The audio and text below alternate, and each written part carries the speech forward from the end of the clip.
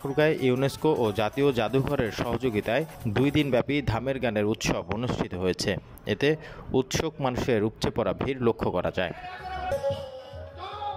গত 29 ও 30 নভেম্বর রাতে সদর উপজেলার বালিয়ায় সোনাপাতিলা প্রাথমিক বিদ্যালয়ের মাঠে জেলার অন্যতম সাংস্কৃতিক সংগঠন দিগরি বাউলির পক্ষে বাংলাদেশ জাতীয় জাদুঘর ও ইউনেস্কোর সার্বিক সহযোগিতায় সোনাপাতিলার গ্রামবাসীরা এই ধামের গানের আয়োজন করে।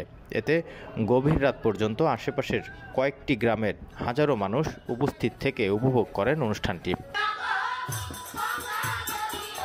সারা দেশের 8টি বিভাগের 8টি অঞ্চলের লোকসংস্কৃতিকে নিয়ে বাংলাদেশ জাতীয় জাদুঘর ও ইউনেস্কো কালচারাল সেন্টার ধামের গানের আয়োজন করে। ঠাকুরগাঁও তথা বৃহত্তর দিনাজপুর অঞ্চলের ঐতিহ্যবাহী লোকসঙ্গীত ধামের গান আয়োজনের দায়িত্ব পায় সাংস্কৃতিক সংগঠন দিগরি বাউলি।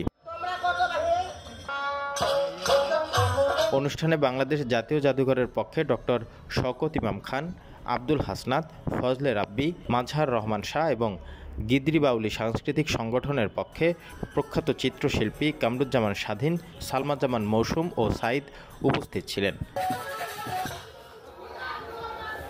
ধামের গান দেখতে আসা অনেকে জানান, হারিয়ে যাওয়া এই লোকসংস্কৃতির আয়োজনটি অনেক ভালো লেগেছে।